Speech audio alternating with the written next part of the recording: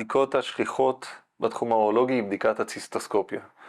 בבדיקת ציסטוסקופיה אנחנו נכנסים עם מצלמה גמישה לתוך כיס השתן, מזהים בעיות הן בשופחה, בצינורית שמובילה את השתן החוצה, ובעיות בתוך כיס השתן עצמו. הבדיקה נעשית כשאנחנו מעוניינים לברר תלונות במתן שתן, או לחילופין לשלול תהליך חשוד או תהליך גידולי בכיס השתן עצמו.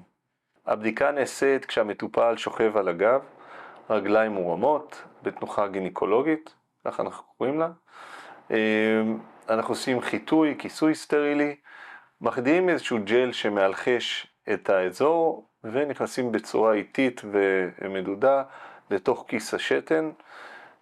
הבדיקה אורכת סדר גודל של דקה-שתיים, לא יותר מזה.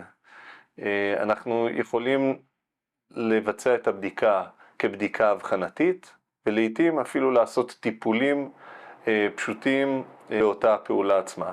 ניתן גם לבצע ביופסיה, ניתן לעשות צריבה של תהליכים קטנים, ייתכן ולעיתים נוצרות עצרויות בשופחה, וגם במהלך הפעולה הזאת אנחנו יכולים להרחיב את השופחה, את הצינורית שמובילה את השתן החוצה. הפעולה היא פעולה מאוד פשוטה ולרוב נטולת סיכונים.